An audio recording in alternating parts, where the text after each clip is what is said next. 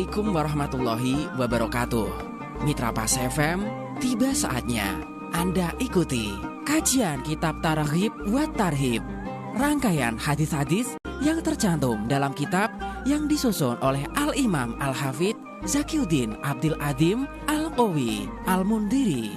Anda bisa bergabung melalui SMS 085 277 999 101, telepon 0295 385 877, fanpage ataupun Twitter @paspati, dan grup Pas Spasi FM Spasi Pati saat acara berlangsung. Selamat mengikuti. Assalamualaikum warahmatullahi wabarakatuh. Makin pas, makin pasti, Pas FM pasti. Bismillahirrahmanirrahim. Mitra Pas FM yang dirahmati Allah, pertama-tama segala puji dan pujian adalah milik Allah Subhanahu wa Ta'ala, dan bersyukur karena dalam kesempatan pagi ini kita masih diberikan nikmat hidayah, masih diberikan kesehatan, sehingga kita bisa bersama-sama bersua kembali pagi ini dalam keadaan insyaallah sehat walafiat di program kajian Kitab Hadis Targhib wa Tarhib. Tak lupa juga sholawat ma'assalam kepada junjungan kita Nabi Allah Muhammad Sallallahu Alaihi Wasallam yang kita nanti-nantikan syafaatnya di hari kiamat nanti. Baik Mitra Pas FM yang dirahmati Allah, senang rasanya pagi ini saya Arif Fanili bisa kembali hadir untuk Anda dalam satu program kajian Kitab Hadis Targhib wa Tarhib. Kitab ini disusun oleh Al-Imam Al-Hafidz Zakiuddin Abdul Adim Al-Qawi Al-Mundiri. Beliau adalah seorang ulama besar ahli hadis, dan kitab ini dinamakan dengan Targhib wa Tarhib karena memang berisi kumpulan hadis-hadis Rasulullah Shallallahu Alaihi Wasallam tentang targhib. Targhib ini tentang anjuran, dorongan, motivasi, janji, pahala, balasan, dan juga surga. Atau dilengkapi dengan tarhib. Tarhib ini seperti punishment, ancaman, peringatan, pantangan akibat buruk dosa dan neraka dalam masalah akidah, ibadah, akhlak, dan juga muamalah. Tentu kitab ini akan memenuhi semua kebutuhan kita tentang anjuran dan ancaman dalam beribadah kepada Allah Subhanahu wa Ta'ala. Dan kita akan meneruskan pertemuan Ahad lalu Mitra Pas, satu bahasan yang bisa dikatakan sangar ya dalam tanda kutip, karena membahas tentang bab yang menerangkan tentang ancaman sodomi. Ini adalah bagian atau pertemuan yang ketiga. Pas momentumnya karena acara ini kita kaji bertepatan dengan bulan Ramadan, karena Allah Subhanahu wa Ta'ala insya Allah memberikan ampunan, sehingga ketika kita tahu akibat dari apa yang kita lakukan ada secerca harapan, sehingga kita langsung bertaubat, taubatan nasuha, memohon ampun seampun-ampunnya kepada Allah Subhanahu wa Ta'ala tentunya.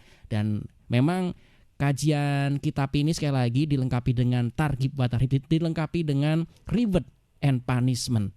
Punishment ini adalah seperti yang tadi sudah saya sampaikan, adalah ancaman, peringatan, dan hal-hal lainnya. Baik, pagi ini sudah rawuh di Studio 1 Radio Pas FM Pati, dan sebelumnya nanti bagi Anda yang ingin berdiskusi, bertanya, berdialog, atau bertanya bagaimana cara tobatnya, mungkin episode sebelumnya Anda belum dengar, nanti bisa bergabung ya melalui SMS atau juga WhatsApp di 085277 999 101. Line telepon bisa Anda manfaatkan lewat 0295 385 8877. Kemudian fanpage, karena kami juga live menggunakan audio visual di fanpage kami Radio Pas FM Pati 2 Mitra Pas ya. Linknya bisa Anda share dan Anda bisa putar ulang, dan kemungkinan Anda juga misalkan ketinggalan di episode sebelumnya, Anda bisa cari ya di fanpage kami. Pagi ini sudah hadir di Studio 1 Radio Pas FM Pati narasumber kita untuk memberikan pencerahan. Ada Abah Yai Mursyidi Khairon, pengasuh pesantren dan Majelis Dzikir Rodotus Salam Tambah Harjo Runting Pati. Assalamualaikum warahmatullahi wabarakatuh, Yai. Waalaikumsalam warahmatullahi wabarakatuh. Monggo, Yai. Bismillahirrahmanirrahim. Innal hamdalillahi jami'a nahmaduhu wa nastaghfiruhu wa nasta'inuhu. Allahumma salli ala Sayyidina Muhammad wa ala alihi wa sahbihi wa man tabi'ahu bi ihsan ila yaumil qiyamah. Amma ba'du. Ila hadratin Nabil Mustafa Sayyidina Muhammadin sallallahu alaihi wasallam وعلى آله وأزواجه وذرياته أجمعين وإلى حضرة المشايخنا ومعلمينا ورب رخنا خصوصا مؤلف هذا الكتاب شهد الله لنا ولهم الفاتحة. أعوذ بالله من الشيطان الرجيم. بسم الله الرحمن الرحيم. الحمد لله رب العالمين الرحمن الرحيم مالك يوم الدين إياك نعبد وإياك نستعين الصراط المستقيم صراط الذين أنعمت عليهم غير المغضوب عليهم ولا الضالين رب اغفر لي ولوالدي ولجميع المؤمنين آمين. Hadis 3702.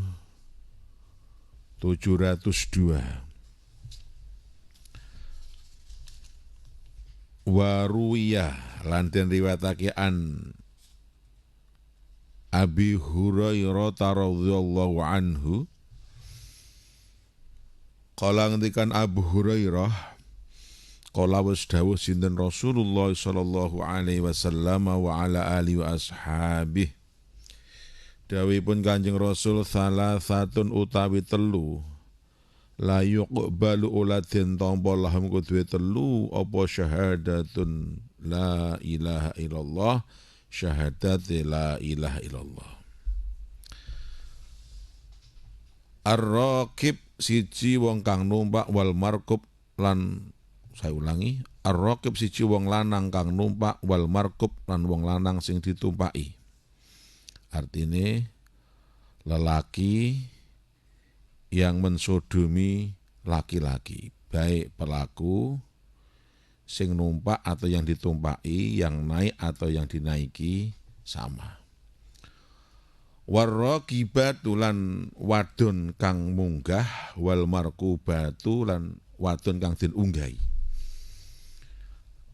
Artinya pelaku wanita sama wanita, baik yang naik atau yang dinaiki sama. Wal imamul jair lan imam ingkang lacut. Hadisun gharib jidan rawahu Tabrani fil Awsat. Diterangkan dari Abi Hurairah radhiyallahu an. Ini mohon maaf ini Mas Ari. Jadi setengah ngantuk. Jadi biasa kalau Ramadan itu jarang tidur kalau malam. Sehingga saat-saat kayak begini kayaknya enak untuk tidur kayaknya. Perlu didinginkan AC-nya biar membantu menghilangkan ngantuk gitu ya. Wassalamualaikum Muhammad. Salah satun la yuqbalahum syahadah. Ada 3 orang yang syahadatnya tidak diterima Allah. Na'udzubillah. Jadi syahadatnya tidak diterima Allah. Berarti dia walaupun syahadat itu tidak bisa mengislamkan dia. Walaupun dia bersyahadat, tidak bisa mengislamkan dia. Karena Allah tidak menerima. Siapa pertama? Ar-raqib wal marqub. Pelaku sodomi, baik pelaku dan objeknya. Ini tentunya pasangan laki-laki dan laki-laki. Pasangan kaum G lah, kaum G ya. Tadi pecinta sejenis laki-laki mencintai laki-laki sehingga mereka mohon maaf saling bosone wong Jawa tumpak-tumpakan. Maka yang naik dan yang dinaiki sama, syahadatnya ditolak oleh Allah. Na'udzubillah min dzalik. Kemudian warraqibah wal marqubah sama, ini punya perempuan yang naik perempuan dan yang dinaiki. Pelaku lesbian. Nah, itu. Jadi kelompok LGBT ini, kelompok LGBT, ya lebih-lebih ini yang pecinta sejenis, yang laki cinta laki, perempuan cinta perempuan, ini syahadatnya tidak diterima baik yang pelakunya dan objeknya. Nah, yang terakhir al-imamul jair, imam yang lacut, imam yang nakal atau hakim yang zalim. Makna hakim yang zalim, maka syahadatnya tidak diterima Allah. Na'udzubillah. Padahal syahadat itu secara lazimnya membaca syahadat sekali itu bisa mengislamkan orang yang kafir 60 tahun. 60 tahun. Kita ingat kisahnya Dikhlah al-Kalabi Dihyah Al-Kalabi itu raja Arab ketika Nabi pertama kali masuk ke Madinah. Arab ada raja namanya Dihyah Al-Kalabi. Dia non-Islam. Begitu khawatirnya Rasulullah karena saudara Rasulullah di Arab itu banyak. Sementara Nabi Muhammad punya misi membawa risalah Islam, sementara rajanya tidak Islam, belum mau menerima Islam. Sehingga Dihyah ini didoakan Rasul khusus. Ya Allah, jangan anugerah hidayah pada Dihyah agar masuk Islam. Dan alhamdulillah tidak lama, ya setelah termasuk fase awal Rasulullah di Madinah, Dihyah Al-Kalabi ini masuk Islam. Berkenan menyatakan diri akan masuk Islam. Sehingga Dihyah datang ke masjid Rasul Muhammad SAW. Mendengar Islamnya Dihyah Al-Kalabi ini, Rasulullah bergembira, senang banget gembiranya, ridaknya Rasul itu dihamparkan ke tanah agar nanti dilewati Raja Dihyah. Karena masjid dulu kan masih tanah. Begitu riangnya Rasulullah. Jadi depan pintu di serbannya Rasul, ridak itu yang disampirkan di pundak itu. Kalau yang dibuat kepala itu namanya imamah, tapi yang di pundak itu serban atau ridak. Dihamparkan agar dilewati Dihyah ketika nanti sudah masuk ke masjid. Itu menandakan begitu gembiranya Rasulullah. Nah, ketika Dihyah sampai ke masjid, ridak itu diambil Dihyah kemudian diciumi, kemudian untuk menutup kepala Dihyah. Sambil Dihyah ini menangis, tidak segininya ya Rasul, kira-kira begitu. Dan begitu gembira Rasul juga menangis itu, terharu seorang raja kok masuk Islam di saat fase pertama. Nah kemudian Dihyah ini mengatakan, ya Rasul, kabari pada aku bagaimana yang harus saya lakukan ketika masuk Islam. Maka Nabi menjawab, antakula la ilaha illallah Muhammad Rasulullah. Jenengan harus mengucapkan la ilaha illallah Muhammad Rasulullah. Kemudian Dihyah, ya Rasul, bagaimana mungkin Allah menerima Islamku, mengampuni dosaku, sementara dosaku banyak. Kemudian Dihyah nangis. Wahai Dihyah, wahai sang raja, kiranya apa yang menyebabkan engkau menangis?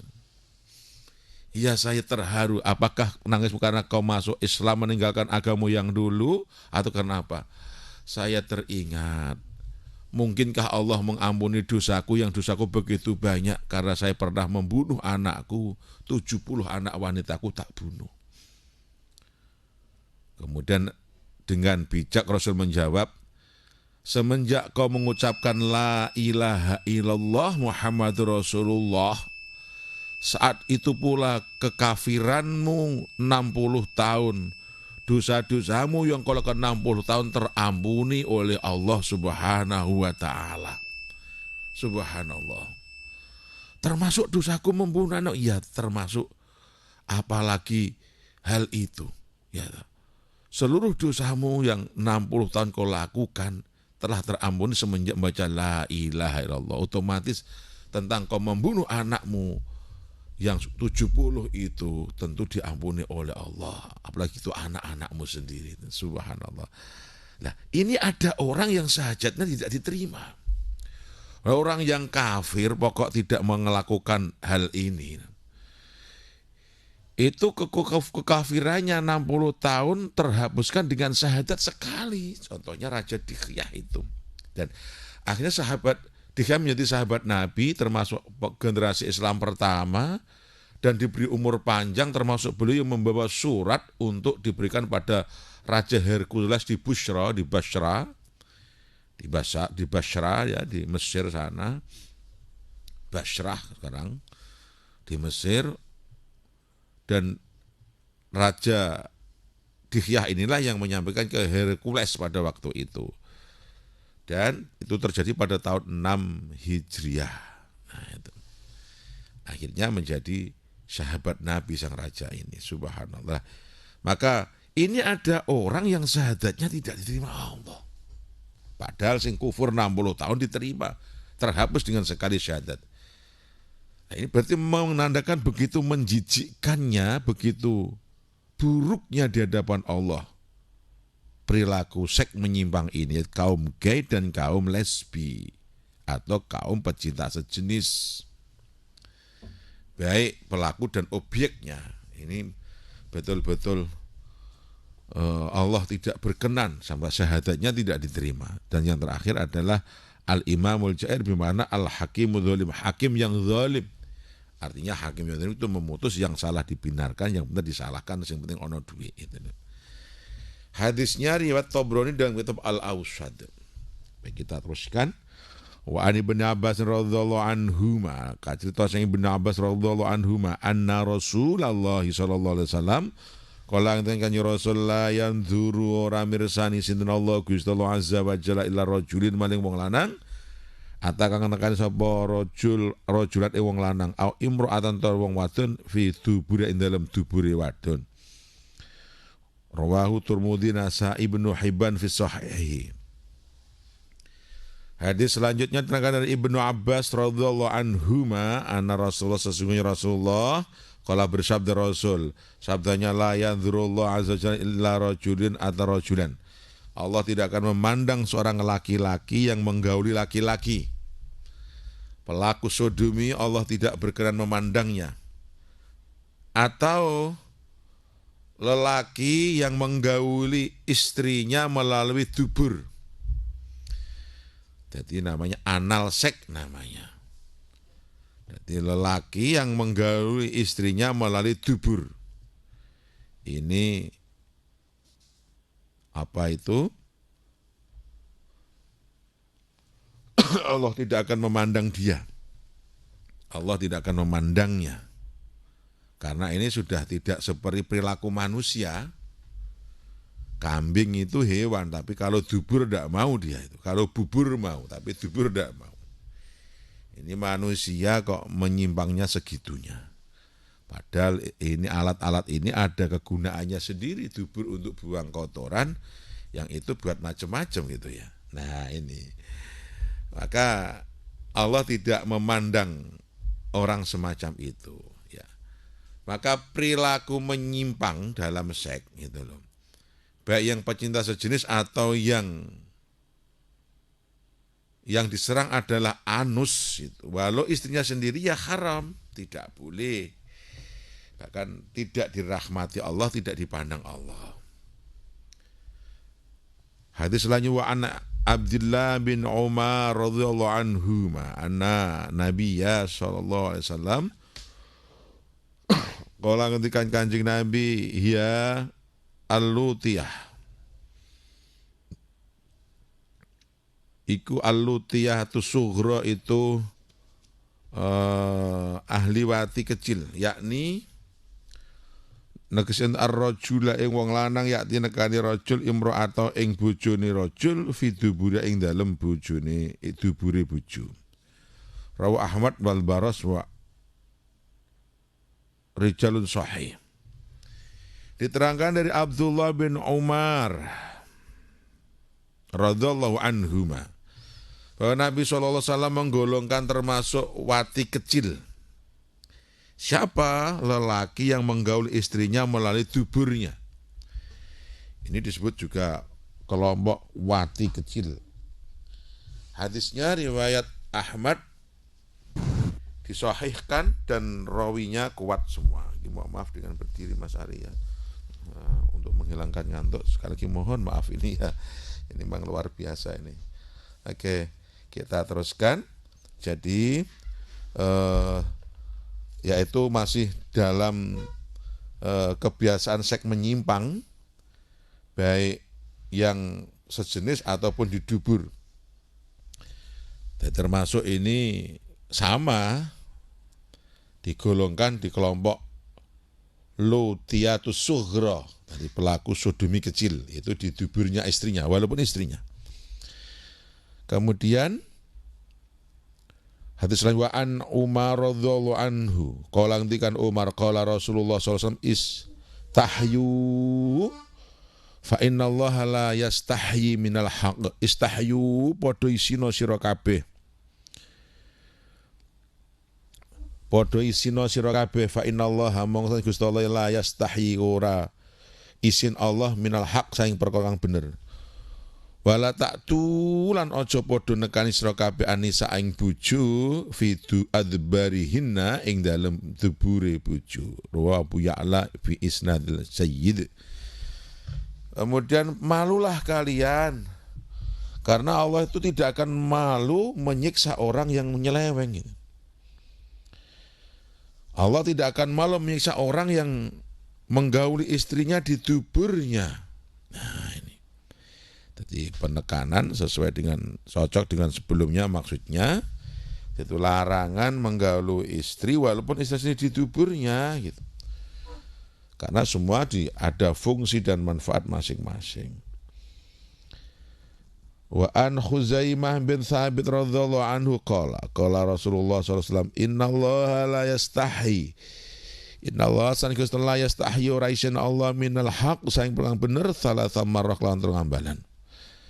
La ta'tun nisaa fi adbarihinna ojo nekan temenan sira anisa ing bojo fi adbarihinna ing dalam duburi bojo.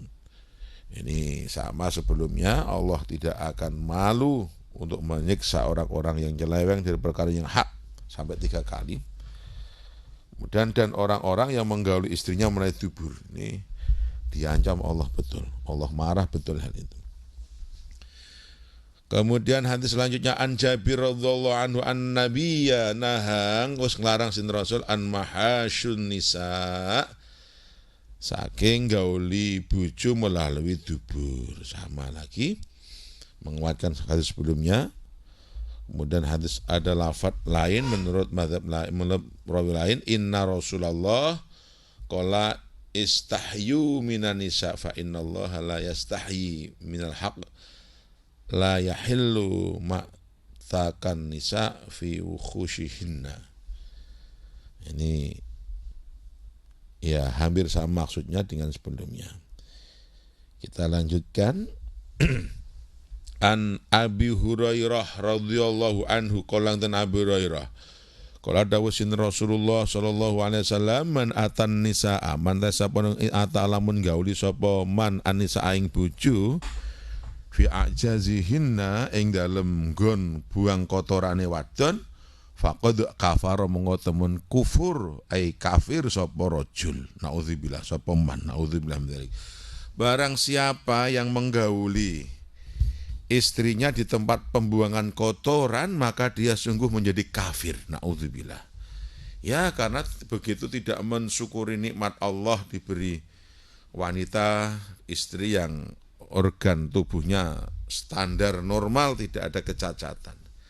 Kenapa harus memilih jalan lain gitu loh. Kenapa harus memilih jalan lain? Maka sungguh faqad kafara, sungguh kafir dia. Kemudian dalam hadis lain la yanzurullah ila rajulin jama'a imra'ata fi duburihat. Allah tidak akan memandangnya, Allah tidak akan memandang seorang laki-laki yang menggauli istrinya melalui duburnya, sama dengan sebelumnya. Mal'unun man ata imra'atan fi duburihat, dan Allah melaknat lelaki yang menggauli istrinya melalui duburnya. Rawa Ahmad Abu Dawud. Jadi banyak sekali tentang hadis ini, tentang ancaman ini. Ya. Itu menandakan betapa kuatnya dan lain harus dilarang dan jangan sampai menjadi kebiasaan ya. Maka harus ada pelajaran seks atau yang benar, yang benar. Kalau santri sudah sebetulnya dari kecil sudah diajarkan dalam fikih-fikih kecil itu mana aurat, mana tidak, mana yang boleh dan tidak. Nah, maka biasanya tapi yang namanya dosa pasti tidak akan terjadi di setiap umat dan generasi. Maka fungsi ngaji sebetulnya adalah mengingatkan dan mengikatkan apabila manusia terjadi kesalahan dan kelalaian. Maka jangan dianggap tabu hal ini agar menjadi ilmu, tapi jadikan ilmu untuk referensi, untuk satu pandangan keseimbangan, mengambil satu keputusan bahwa hal ini boleh, itu tidak boleh. Kalau demikian itu haram, ada yang justru menjadikan kekufuran. Naudzubillah min dzalik. Dan jangan sampai dilakukan atau ingin mencobanya, karena pasti akan mendatangkan murka Allah Subhanahu wa taala. Baik, sampai di sini Mas ya. Semoga bermanfaat. Allahumma amin. Amin. Untuk Anda Mitra Pas yang pagi ini juga akan bergabung berdiskusi bersama kami, tetap stay tune terus di 101 FM Radio Pas Pati, saluran informasi warga Pati. Dan pastikan untuk Anda yang berdiskusi, Anda bisa bergabung melalui SMS ataupun juga WhatsApp. SMS, WhatsApp di 085277 999 101. Sementara untuk line teleponnya juga bisa Anda manfaatkan pagi ini lewat 0295385877. Baik Mitra Pas, kami akan segera kembali setelah pariwara-pariwara berikut ini. Kami akan kembali. Anda masih bersama 101 FM Radio Paspati. Radio Paspati. Mitra Pas FM, Anda masih mengikuti kajian Kitab Targhib wa Tarhib, rangkaian hadis-hadis yang tercantum dalam kitab yang disusun oleh Al-Imam Al-Hafidz Zakiuddin Abdul Adim Al-Qawi Al-Mundiri. Anda bisa bergabung melalui SMS 085 277 999 101, telepon 0295 385 877, fanpage ataupun Twitter @paspati, dan grup Pas Spasi FM Spasi Pati saat acara berlangsung. Selamat mengikuti. Oke, Mitra Pas, Anda masih tetap stay tune di 101 FM Radio Paspati, saluran informasi warga Pati. Ini adalah pertemuan ketiga pada bahasan bab yang menerangkan tentang ancaman sodomi bagian yang ketiga, bersama Arifan Lili dan Abah Yai Mursyadi Khairon, pengasuh pesantren dan majelis Dzikir Rodotus Salam Tambah Harjo Runting Pati. Terima kasih untuk Anda yang masih tetap bergabung bersama saya, dan Anda bisa masuk melalui SMS ataupun juga WhatsApp di 085277 999 101, dan untuk line telepon juga bisa Anda manfaatkan lewat 0295 385 877. Dan untuk Anda yang pagi ini sudah bergabung, saya bakal memasukkan atau membacanya satu persatu buat Anda yang sudah berdiskusi, bersiap melakukan pertanyaan pagi ini. Yang sudah masuk, Yai. Assalamualaikum warahmatullahi wabarakatuh, Yai. Waalaikumsalam warahmatullahi wabarakatuh. Saya bacakan dari hamba Allah saja. Dan Mitra Pas, bagi Anda yang, karena ini kan babnya bab rada serem ya, Anda bisa berdiskusi, bertanya. Kalau misalkan keberatan, namanya kami udarakan, tulis aja dari hamba Allah, tidak masalah ya. Yang penting ada diskusi di sini. Baik, dari hamba Allah ini menanyakan begini, Yai. Kita ini kan bisa dikatakan jarang ngajinya, Yai. Kemudian edaran-edaran melalui media, dulu kan VCD ini ramai. Kemudian ditiru oleh masyarakat, kemudian menggauli istrinya yang ternyata nyanggrok atau bertabrakan dengan hadis-hadis yang tadi disampaikan oleh Yai. Nah, pertanyaannya adalah, kalau tobat bagaimana? Sementara kan syahadatnya tadi katanya tertolak. Lah ini bagaimana, Yai, bagi yang sudah melakukannya meskipun juga sudah pasutri atau pasangan suami istri, ataupun juga yang belum pasutri tetapi nekat menerjang larangan-larangan yang tadi disampaikan? Mohon pencerahannya dari hamba Allah, ya. Ya, pertaubatan adalah hal yang sangat disenangi Allah. Bahkan harapan Allah itu ya menyuruh hambanya yang melampaui batas itu, yang keterlaluan, untuk bertobat. Dan ketika berkenan bertobat dengan sungguh-sungguh, ya surga baginya kalau mau bertobat dengan sungguh. Lah, kesempatan Ramadan sesungguhnya adalah satu hadiah Allah kepada umat manusia. Maka dikatakan apa itu ar-Ramadhana ilar Ramadhani, kemudian al-hajja ilal haji kafaratun. Dari Ramadan ke Ramadan, haji ke haji itu sebagai kifaroh. Kifaroh minal kabair, dari dosa besar. Jadi taubat dan melakukan kifaroh dari dosa besar. Apa itu kifaroh? Menjalankan puasa Ramadan 1 bulan penuh adalah di antara cara untuk mengkifaroi dosa-dosa besar yang pernah dilakukan. Dan tentunya taubat terus tidak ada hentinya gitu. Kemudian haji itu juga kifaroh dari semua dosa yang dilakukan, baik dosa kecil dan dosa besar. Jadi haji, puasa Ramadan adalah cara mengkifaroi dosa-dosa yang pernah dilakukan. Nah, karena memang ini ada termasuk kasuistik ya, biasanya dosa membunuh seperti yang kita kisahkan tadi, Dikhyah Al-Kilabi yang membunuh 70 anak wanitanya, dengan membaca syahadat sekali saja terampuni oleh Allah. Tapi ada pengecualian, ada 3 orang yang tidak terima syahadatnya, yaitu yang melakukan perilaku seks menyimpang ini atau seks sejenis ini pengecualian. Maka dari itu tentunya ada beberapa syarat, tentunya kalau ingin diampuni Allah, di antaranya harus sembuh dari kebiasaan menyimpang ini. Harus sembuh, harus taubat dan terus minta ampun kepada Allah Subhanahu wa taala. Baik para gay ya, baik rokib wal markubnya atau pasangan lesbinya, ini semua harus bertobat, meninggalkan perilaku buruk itu, kemudian betul-betul bertobat, menjalankan syariat yang benar, sholatlah 5 waktu, puasalah Ramadan full, kemudian genap dengan qiyamul lailnya. Kalau punya uang haji atau umroh untuk mengkifaroi dosa-dosa ini. Dan tentunya jangan pernah diulangi lagi atau ingin mengulangi lagi. Karena hal ini sangat menjijikkan dan sangat tidak pantas dan sangat membuat Allah itu marah sekali sehingga tidak berkenan memandangnya terhadap orang-orang ini. Dan na'udzubillah min dzalik. Gitu.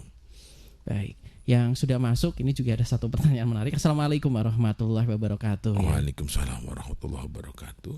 Dari Pak Marjan menanyakan, Yai tobat ini apakah ada telepon masuk ini di 3858777. Punten Pak Marjan, nanti akan kami bahas ya. Mohon bersabar. Halo, assalamualaikum Pak FM Pati. Waalaikumsalam Mas Ari, Abah. Okay. Dari siapa, di mana Bapak?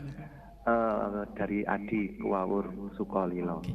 Pak, radionya bisa dikecilin dikit Pak, biar nanti sini iya. G-nya tak naikkan, biar suara Anda bagus ini di audinya. Ya udah. Oke, silakan. Di luar tema ya, nggak apa-apa ya. Monggo. Ini semisal saja ada orang yang amalnya bagus, tapi ibadahnya kurang bagus tuh gimana? Misalnya begitu gimana itu? Untuk Abah.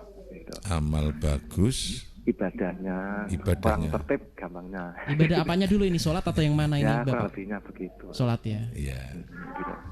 Itu aja. Itu aja. Waalaikumsalam warahmatullahi wabarakatuh. Syarat diterimanya kebaikan dan amanu wa amilus sholihah. Jadi iman dan berbuat baik. Iman berarti mengimani Allah dan seluruhnya, kemudian melakukan kebaikan. Dan bagaimana ada orang yang perilakunya baik tapi sholatnya kedederan, berarti sholatnya kurang baik. Jadi saya yakin kalau sholatnya baik pasti perilakunya juga baik. Gitu.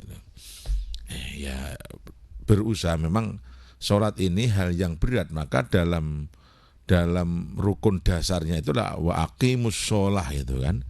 Ketika Nabi ditanya tentang Jibril, akhbirni anil Islam, iku anta syahada alla ilaha illallah. Kemudian wa aqimus sholah wa atuz zakah wa saumu Ramadan wa hajjul baiti man istata'a ilaihi sabila.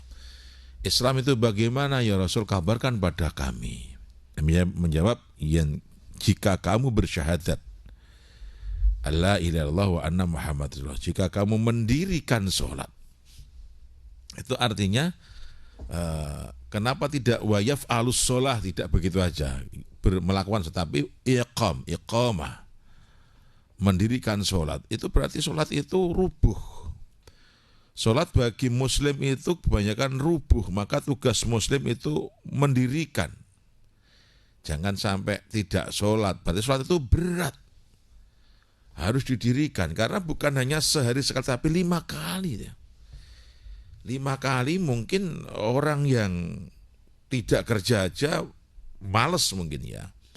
Apakah yang kerja, bayangkan para pekerja berat itu. Dia Bagaimana umat terdahulu juga ini iya, yang apalagi umat yang dulu 50 kali itu. Maka andaikan tidak ada Isra Mi'raj, kita mungkin tiap hari harus 50 kali kecek dengan air kan. Dan itu sangat menyeberatkan sekali.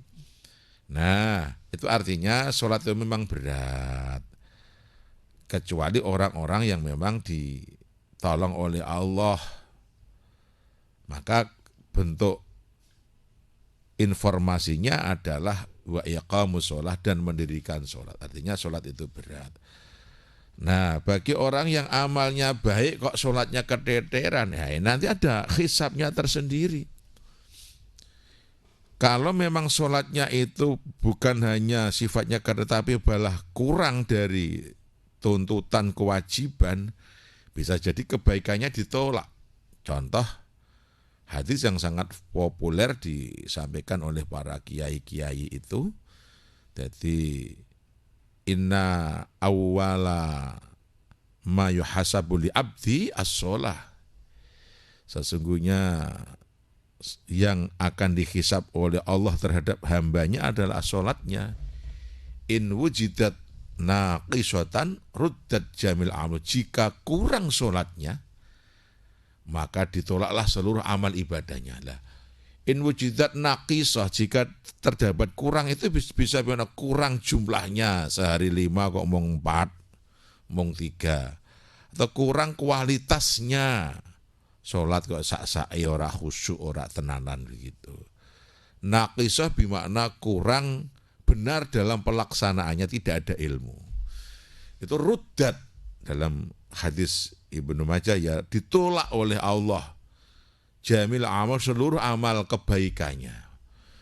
Jadi amal kebaikannya yang pokok, katakan kalau hajinya ketolak, umrah ketolak, puasa ketolak, loh kan? Zakat ketolak. Nah, maka lucu, ada yang puasa kok enggak sholat, ya lucu gitu. Padahal yang sholat itu menjadikan puasanya diterima. Sholatnya kalau penuh, maka hadis selanjutnya, wa in wujidat tammah kubilat jamil amalu. Jika didapati sholatnya sempurna jumlahnya sehari semalam 5, sempurna pelaksanaannya, ya kan? Maka diterimalah seluruh amal ibadahnya, termasuk puasanya diterima, zakatnya, haji umrohnya, dan amal kebaikannya. Itu.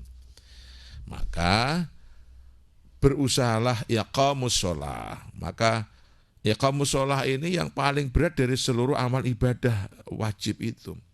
Kalau haji mah enak, ngelencar ya. Bisa bermakna ngelencar, artinya pergi jauh, kalau pergi jauh dari desa itu namanya ngelencar gitu. Karena pergi ke Mekah naik pesawat lagi ya, apalagi tradisi masyarakat kita itu orang pergi haji itu ada perlakuan khusus, ada upacara khusus, ada penyambutan khusus. Itu satu kenikmatan, nikmat sosial yang sangat luar biasa yang diterima orang-orang yang akan haji. Dan siapapun kayak senang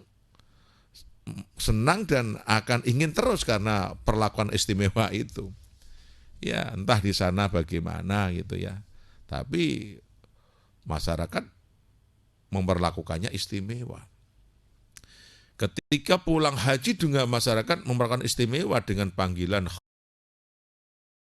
khusus, Pak Haji, Bu Hajah gitu kan. Mas Kaji, Kang Kaji gitu.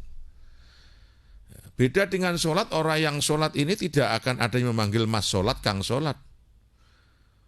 Orang sholat tidak ada perlakuan khusus.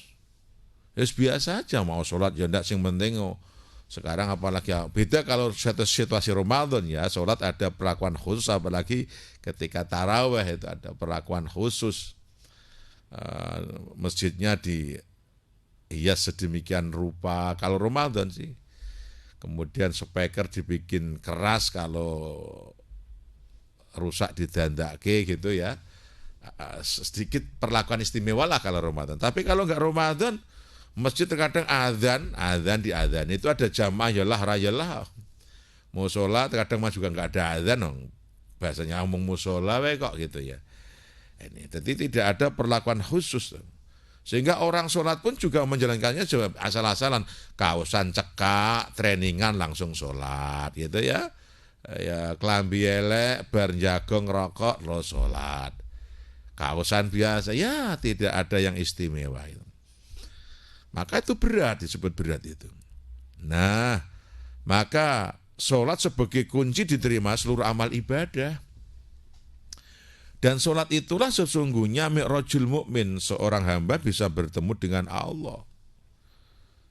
Cuma kan, karena sholat itu tidak pernah diperlakukan khusus, sehingga ya biasa orang terkadang tidak asyik dengan sholatnya, tidak rindu dengan sholatnya, bahkan sholat menjadi beban sehingga menjadi berat gitu.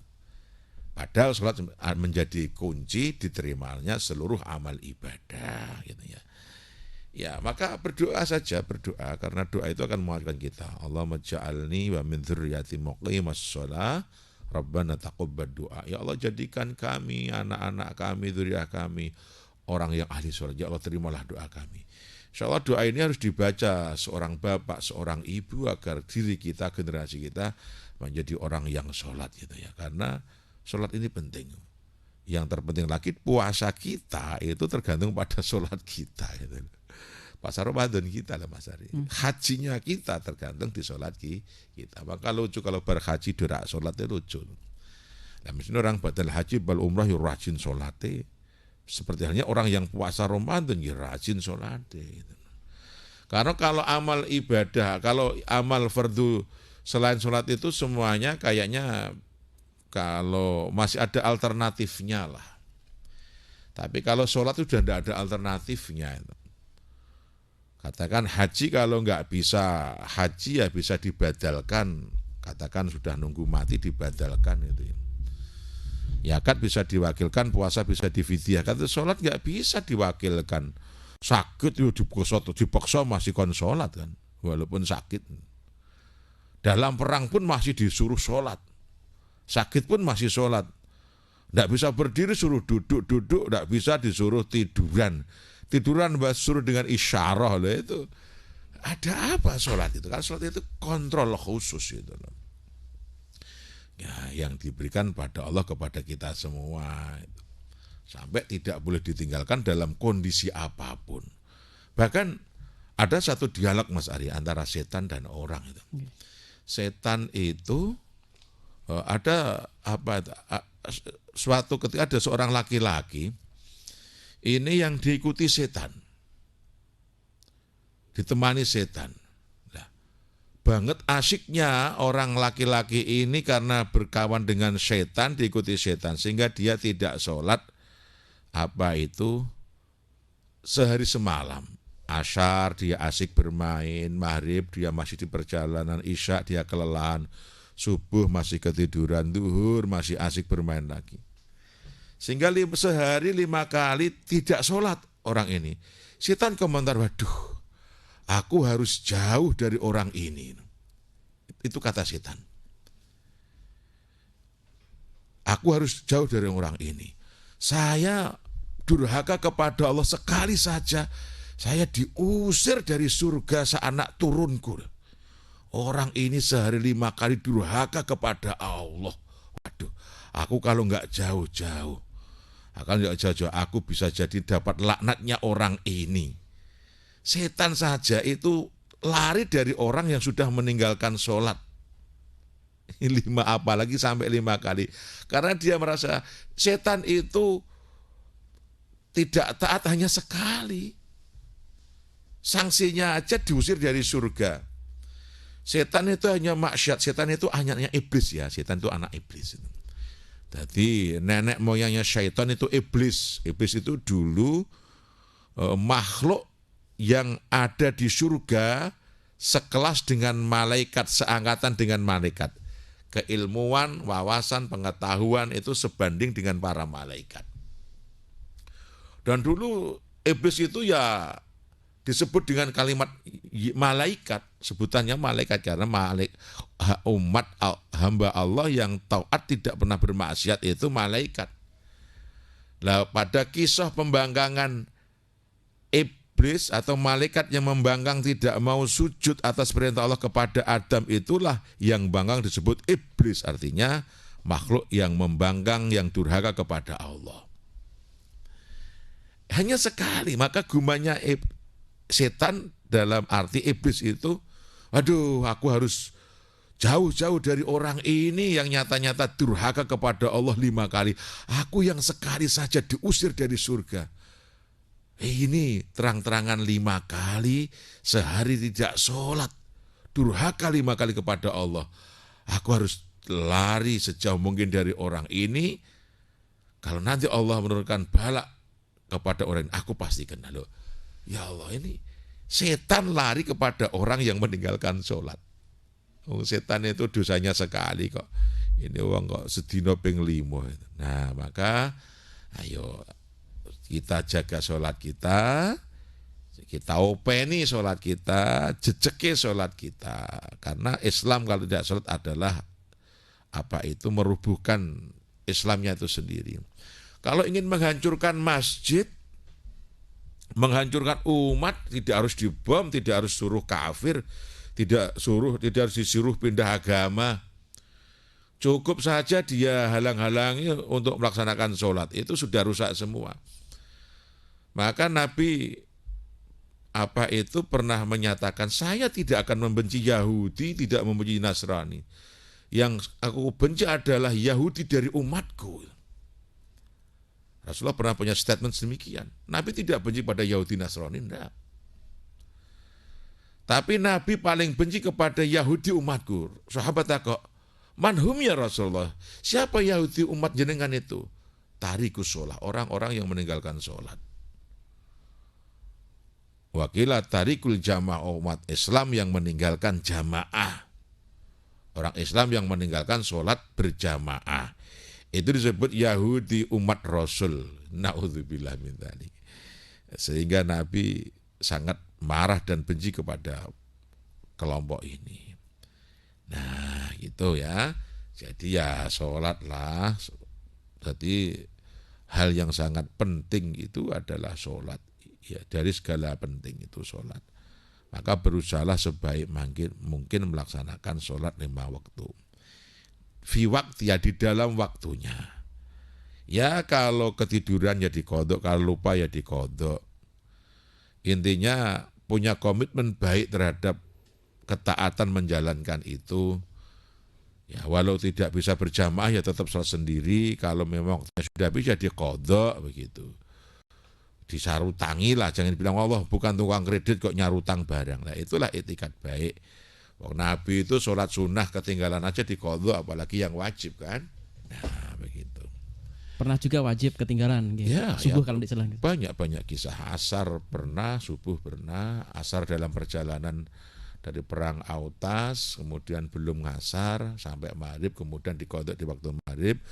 Kemudian dalam pulangan perang itu yang waktu subuh ketiduran, kemudian sampai matahari meninggi, Abu Bakar yang bangun tidak berani membangunkan, Umar begitu bangun kemudian takbir keras, Nabi bangun, kemudian sahabat disuruh cari wudhu dan berjamaah di saat sudah terang, matahari sudah terik. Nah, itu adalah komitmen baik, ketaatan, ya iktikat baik itu menunjukkan kebaikan. Maka dalam hukum perdata itu orang yang punya iktikat baik untuk membayar atau kesanggupan membayar kewajiban utang atau kreditnya itu tidak bisa dipidanakan karena ada iktikat baik itu. Dan Allah pun ya menerima iktikat baik itu. Oke, meskipun juga kodok itu gak ada dasarnya, ada yang bilang seperti itu, tetapi juga ternyata literatur hadisnya juga lebih dari satu. Hadisnya sahih. Ya Jabir, dikatakan dari Jabir, Imam Muslim banyak sebetulnya. Bahkan sholat sunnah Nabi pernah ba'diyah asar itu sholat, sehingga Fatimah pernah, ya Rasul kan gak ada sholat ba'diyah asar, aku kodok ba'diyah duhur. Dan itu hadisnya juga sahih juga. Baik. Ngomong-ngomong tentang kodok ini, biasanya kalau dulu di di musola-musola kampung, kiai kampung ini kan sering dicurhati masyarakatnya, nggak Yai. Sehingga ketika ada sebagian masyarakat kita yang tarawih, di belakang biasanya kalau di surau-surau atau di musola-musola itu kan masih kiai-kiai kampung itu masih mau ngopeni orang-orang sing yang baru tangklukan lah, seperti transisi dari abangan mau kepengen ikut berjamaah. Kemudian mendirikan sholat jamaah kodok 5 waktu kalau tidak salah biasanya secara berjamaah. Nah, kalau sekarang saya tidak pernah melihatnya kembali. Mungkin ini juga bisa disampaikan pas momentumnya juga Ramadan, biasanya seperti itu. Ya, semakin mengetahui sebetulnya ada yang salah kaprah. Kan kodok itu ada 2 macam, Mas. Ada kodok yang ba'da waktin, katakan tadi belum duhur, maka dikodok di waktu asar. Itu pelaksanaannya kan duhur dulu baru asar, namanya ba'da waktin. Ada kodok yang sudah lama gitu, Bertahun-tahun kemarin dulu, lusa, bulan kemarin, tahun kemarin, kemudian dikodok. Sementara kodok kan harus tahu jumlahnya berapanya. Nah, kebiasaan yang pernah ada itu orang angger-anggeran pakai Ramadan tarawih niati kodok, ya enggak bisa. Sholat sunnah itu tidak bisa menggugurkan wajib. Ya, sholat sunnah tidak bisa, karena sunnah itu tidak bisa mengalahkan wajib, enggak bisa. Nah, kalau nilainya sama, contohnya orang yang menjalankan sholat tarawih, itu nilainya seperti menjalankan nilainya seperti menjalankan ibadah fardu 70 kali di luar Ramadan. Itu nilainya itu karena nilai ya tidak bisa mengkodok kewajiban yang pernah ditinggalkan. Tadi man soma Ramadan, nah itu hadisnya, siapa yang puasa di bulan Ramadan kemudian wa qoma lailatuha, dan sholat malam di malamnya itu, kemudian tatawuan karena niat sebagai tambah, tadi sholat sunnah sebagai tambah-tambah, maka bagikan menjalankan ibadah fardu 70 kali di luar Ramadan. Itu bagikan artinya kalimat tasabuh itu tidak sama, serupa tapi tidak sama. Contoh Zaidun kasyaddi, Zaid seperti macan. Berarti Zaid tetap Zaid, manusia bukan macan. Mungkin apanya yang sama, mungkin sifatnya, gerengnya atau gimana. Tapi itu sama. Tapi hanya nilainya, kalau sholat taraweh semalam itu bagikan sholat fardu 70 kali di luar Ramadan. Itu berarti tidak bisa menghilangkan kewajiban atau mengkodok kewajiban yang pernah ditinggalkan. Dia masih berkewajiban mengkodok sholat yang pernah ditinggalkan. Yang seminggu ya seminggu, sebulan ya sebulan, setahun ya setahun untuk mengkodoknya itu. Jadi kasusnya itu memang yang bagian depan benar-benar sholat tarawih, yang bagian belakang itu mendirikan imam mendirikan khusus untuk kodok. Jadi sholatnya 5 tidak bisa ya? Tidak bisa, enggak benar, enggak ada. Tidak ada tuntunan semacam itu. Maka sekarang juga ada semacam. Ya tarawih lah. Tarawih itu kan kemuliaan Ramadan dan spesialis sholat malam Ramadan yang tertera dalam hadis Nabi, man soma Ramadana wa qoma lailaha, itu imanan wa ihtisaban ghafarallahu ma taqaddama min dzambi. Barang siapa yang puasa Ramadan malamnya sholat yang dilakukan dengan iman dan penuh perhitungan, maka dosa yang lampau diampuni Allah gitu. Nah, jadi tarawih itu apa? Ya sholat malam yang jumlahnya seperti dilakukan oleh Rasulullah pada waktu itu. Ya, kisahnya kan di tahun 2 Hijriah itulah Rasulullah mendapatkan perintah puasa Ramadan. Nah, awal diperintahkan itu, kemudian di tengah malam dari malam Ramadan Nabi keluar ke masjid. Disaksikan sahabat nggak ya? Nah, kemudian Abu Bakar melihat, Umar melihat, kemudian mengikuti. Loh, Nabi malam-malam Ramadan, dari Ramadan kok keluar ke masjid.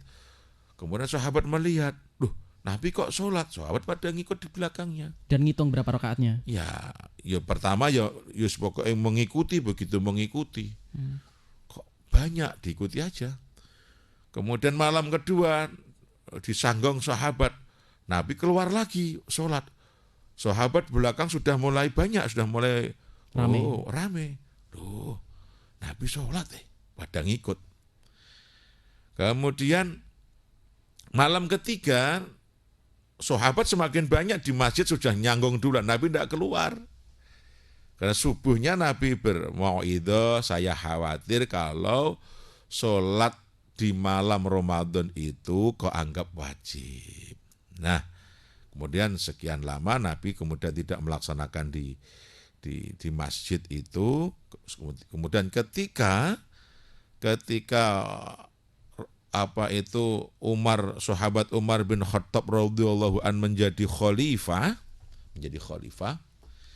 Kemudian karena rentang waktu itu ternyata ketika malam Ramadan banyak sahabat yang nggak sholat. Artinya ya tenang-tenang lah, betul dino poso tapi malam nggak tarawih lah, dising gelem gitu loh.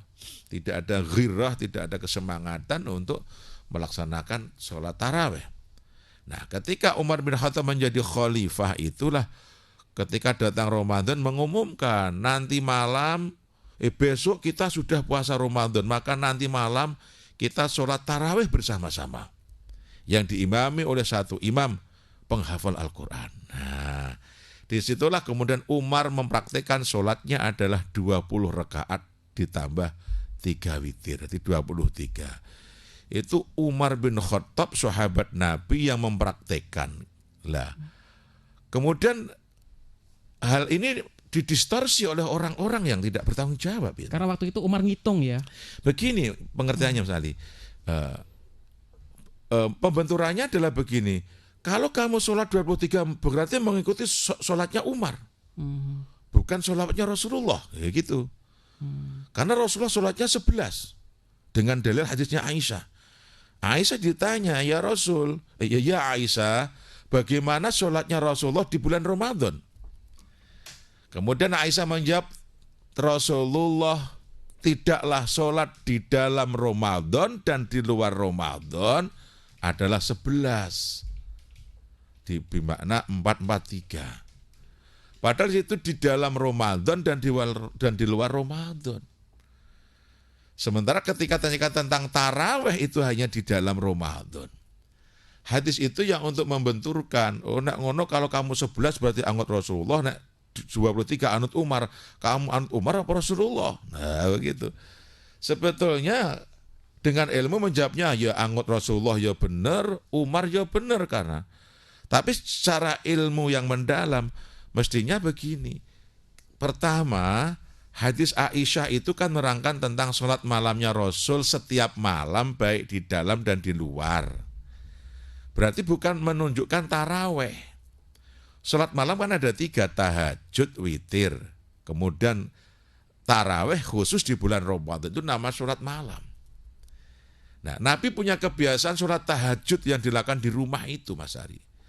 Yang Aisyah itu melihatnya ya tahajud dan witirnya Rasul itu. Maka yang 11 itu ulama mengatakan yang 4 itu tahajudnya Rasul, yang 3 itu witirnya Rasul. Ada yang menyebut ya 11 itu ya witirnya Rasul. Maka dalam kitab Sahih Muslim, kitab Sahih Bukhari, hadis Aisyah itu ada di babus sholatul witri, ada di bab sholat witir, bukan sholatul taraweh. Tadi di babus sholatul witir itu pertama pada hadisnya Aisyah yang pertanyaan bagaimana sholatnya Rasulullah di dalam bulan Ramadan. Aisyah menjawab di dalam dan di luar Ramadan 11 kali. Itu menandakan berarti itu witirnya Rasulullah, ya, bisa jadi witir dan tahajudnya Rasulullah yang tidak pernah ditinggalkan baik di dalam atau di luar bulan Ramadan. Adapun tentang taraweh, karena yang melihat adalah sahabat Abu Bakar, Umar, Utsman, ini saksi kunci yang melihat bagaimana Rasul sholat di masjid pada waktu pertama diperintahkan taraweh itu Ramadan itu puasa. Dan seluruh jamaah yang hadir ya? Yang hadir dan sahabat dan semuanya melakukan demikian. Maka dipraktekanlah Umar 23 kali. Makanya gak ada komen saat itu? Gak ada. Ketika Aisyah mengomentari hakadha yaf'alu Rasul, dan hal itu dilakukan oleh Rasulullah. Ceplos nggak ya? Ya ceplos. Dan Aisyah juga membenarkan ketika mendengar kabar kalau Umar mendirikan tarawih berjamaah, Aisyah mengatakan, ya demikian itu juga yang dilakukan oleh Rasulullah 23. Nah maka ya semua ada dalilnya, semua ada referensinya. Dari sudut pandang mana kita memandang dan memahami, atau kita sudah terdoktrin oleh kelompok mana, itu sebetulnya menjadikan perbedaan. Sehingga akhirnya begini, ya 11 ya podo, 23 ya podo, ya jelas beda toh. Nah, kalau orang awam atau yang mas begitu, ya golek sing enteng sing penting sholat, pasti begitu. Nah, sholat berarti disesuaikan dengan nafsunya, bukan sesuai dengan kebenarannya gitu. Nah itu ketika kita berbicara berdasarkan ilmu ya. Nah, begitu mas. Literatur hadis tarawihnya. Iya. Baik, ini yang sudah bergabung, ini bahasa Jawa ya. Saya harus menggunakan kalimat-kalimat yang tepat karena ini on air ini. Dari Pak Man saja. Assalamualaikum warahmatullahi wabarakatuh. Waalaikumsalam warahmatullahi wabarakatuh. Pangapunten Pak Man, ini terjeda bahasa Jawa soalnya ini. Begini ya, kita ini kan bisa dikatakan kaum-kaum rada preman lah seperti itu. Sehingga waktu tahun 90-an VCD juga banyak beredar, bahkan seumuran kami ini waktu itu bandel-bandelnya itu ya nyewa CD ya. Kita tonton bareng-bareng, dipraktekkan ke istri-istri kita. Masya Allah. Nah, seks edukasinya lewat VCD ya. Karena memang bahasan seperti ini kan tidak mungkin digelar di forum majelis taklim. Oh iya, ini memang spesial ini. Kalau nanya ya malu seperti itu. Makanya ini kita berikan wadah. Padahal ini adalah ilmu yang diajarkan Rasul, diwanti-wanti, diancamkan kan. Berarti tidak boleh disembunyikan ini. Kalau disembunyikan umat akan tersesat terus gitu. Saya tidak bisa membayangkan kalau ada kajian seperti ini, saya yakin umat gak berani nanya ya. Malu pasti Ya, lihat malu. masyarakat banyak. Kalau di forum terbuka malu, maka Di sini radio terbuka. ini sangat pas untuk menyembunyikan identitas penanya itu. Sehingga sex education itu pentingnya. Sex edukasi itu pembelajaran seks ya. Menurut tentunya kaidah Yang Islam. yang syar'i tentunya. Nah, akhirnya melakukan seperti itu, anal dan sebagainya dipraktekkan kepada istrinya. Enggak cuma di situ saja, Yai. Habis itu di warung diceritakan kepada yang lain manut-manut juga ikut-ikutan. Artinya tobatnya, ini larinya ke tobat ini. Kalau kita ini kan kaum bekerja nggak Yai. Kalau disuruh dikir terus-terusan seperti yang tadi Yai sampaikan, ya berat buat kami karena kami itu mikir duit untuk besok nembur. Mbok dikasih cara tobat yang ringan gitu loh Yai. Lah Rasulullah ini kan hadisnya Abu Hurairah rawat At-Tabrani dalam kitab Al-Awsat, salasatun la yuqbalu lahum syahadah. Ada 3 kelompok yang syahadatnya tidak diterima. Nah, kalau ini informasi Rasulullah, Allah tidak mau menerima loh syahadatnya orang 3 ini. Saya itu pelaku pecinta sejenis dan hakim yang zalim. Nah, itu pecinta sejenis laki dan laki-laki, perempuan dan perempuan, dan hakim yang zalim.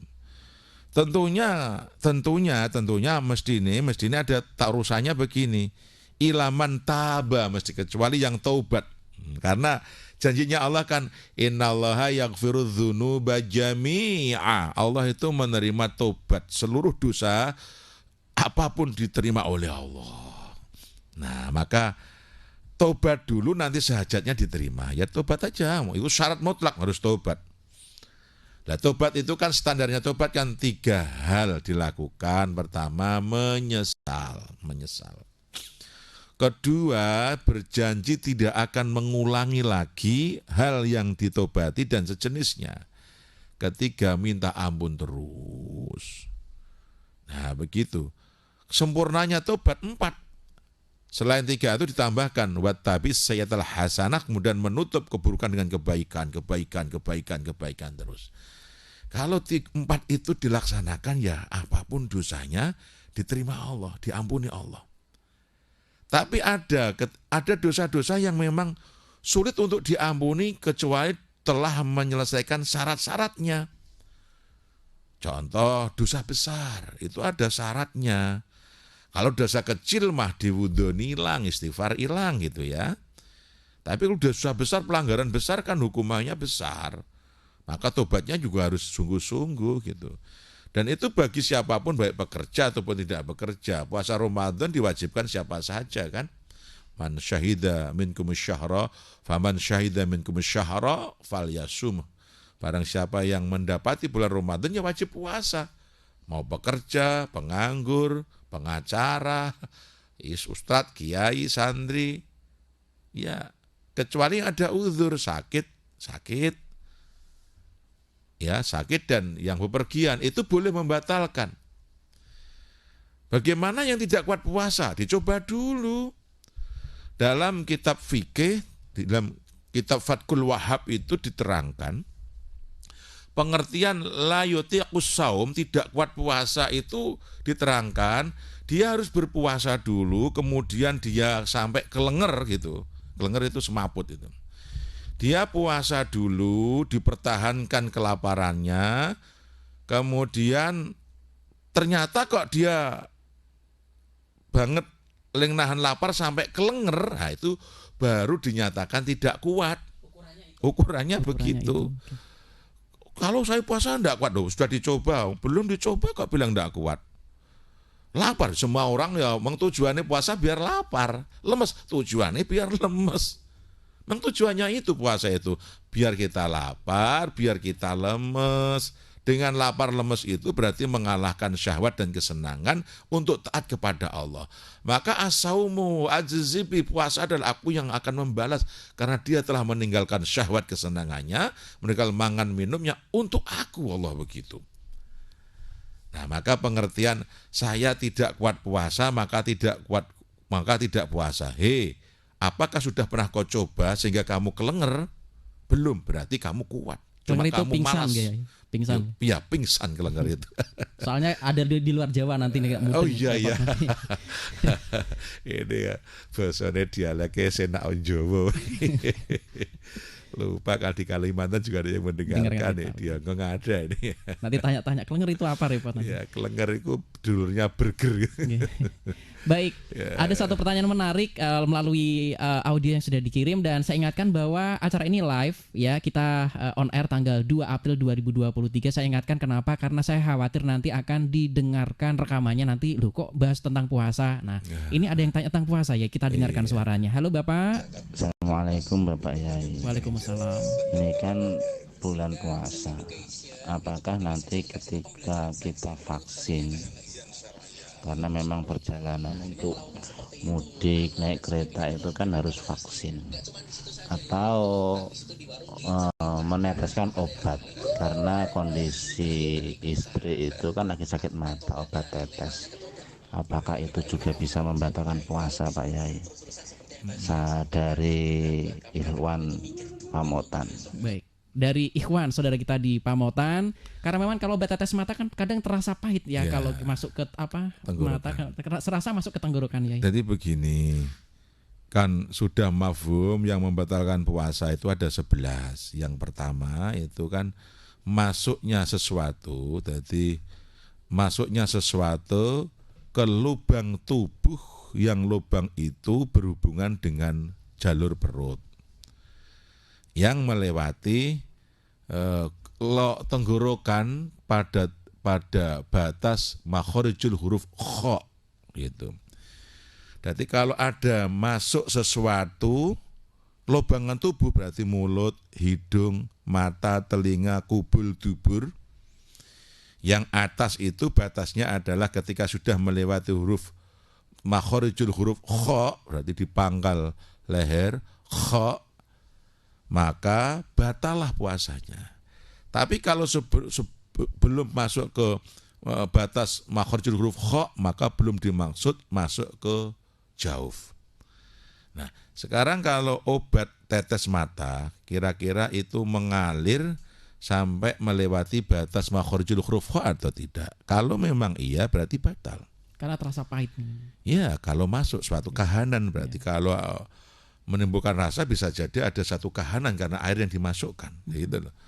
Nah, berarti kalau hanya, maka ketika ibu-ibu bertanya, apakah kalau menyicipi makanan puasanya batal apa tidak? Ya, iya batal kalau 2 sendok, 3 sendok gitu ya. Kalau hanya didilat kemudian dirasakan di lidah, perasa kan ada di lidah, maka tidak batal.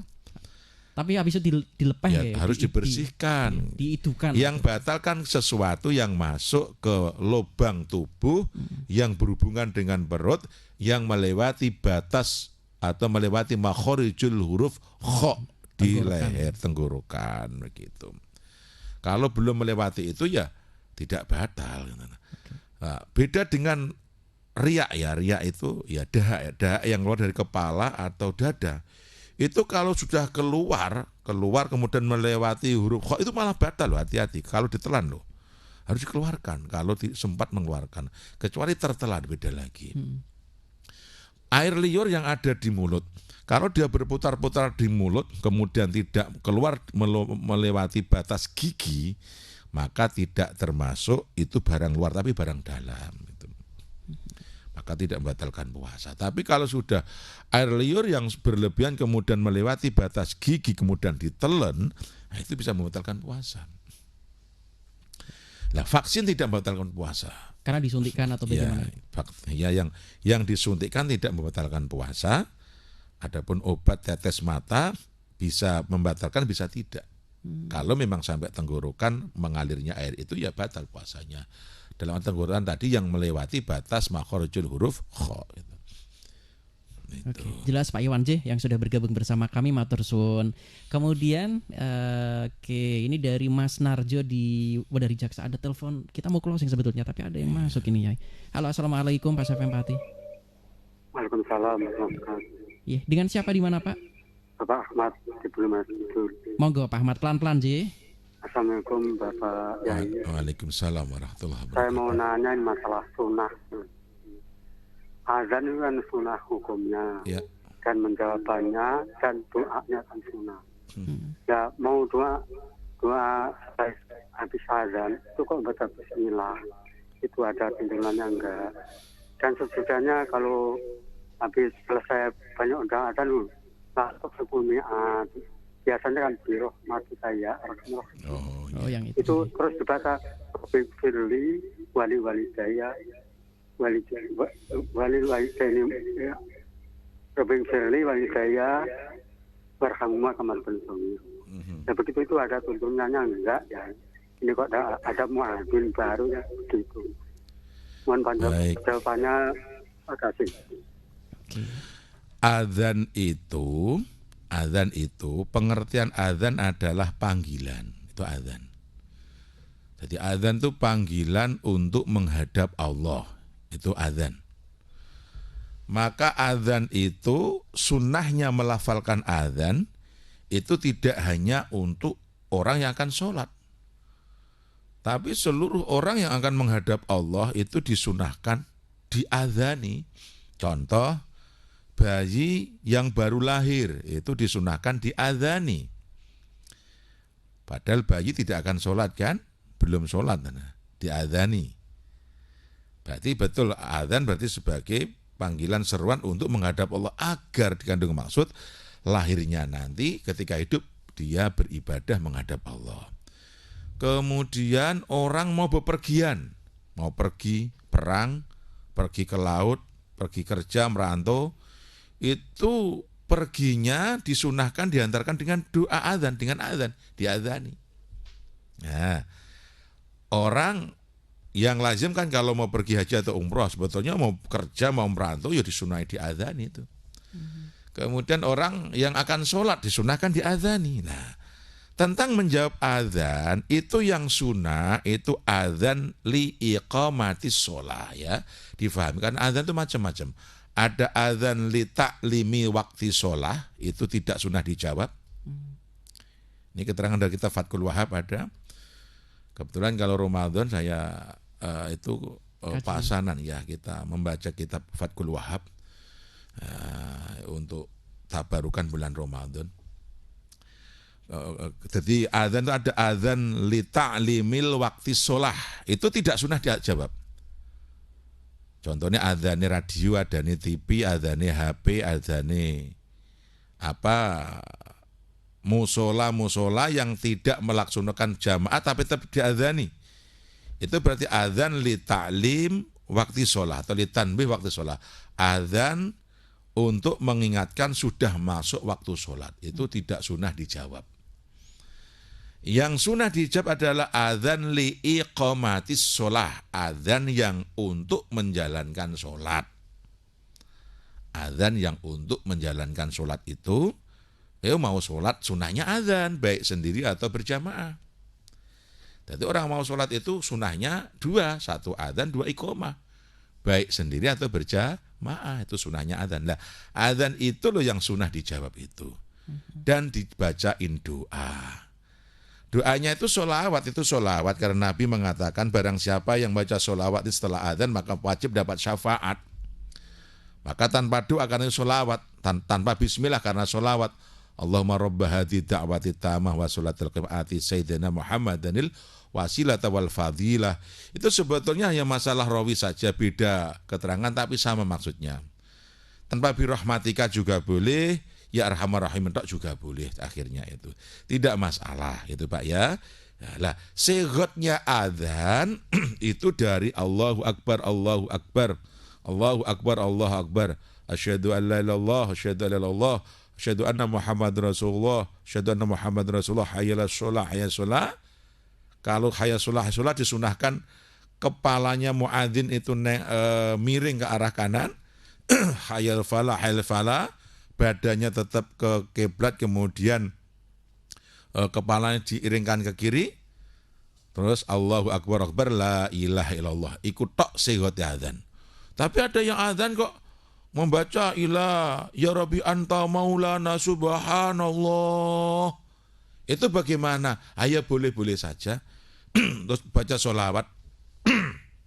Boleh karena itu dilakukan sebelum adzan dan tidak merubah kalimat adzan. Kan pada prinsipnya membaca kalimat thayyibah kan kapan saja boleh. Apalagi sholawat.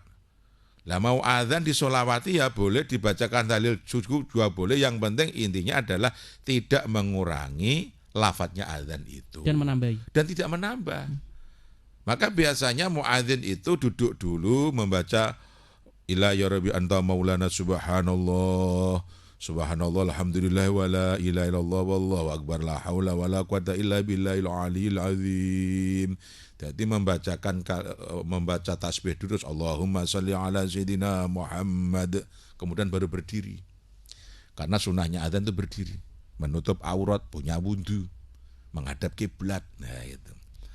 Tadi yang ilahi ya Rabbi anta maulana subhanallah itu adalah membaca tasbih dan sholawat sebelum adzan. Hukumnya boleh juga sunnah karena membaca sholawat kapanpun boleh, membaca tasbih kapanpun boleh. Yang penting tidak menambah atau merubah senggotnya adzan yang dari takbir itu ke la ilaha illallah itu.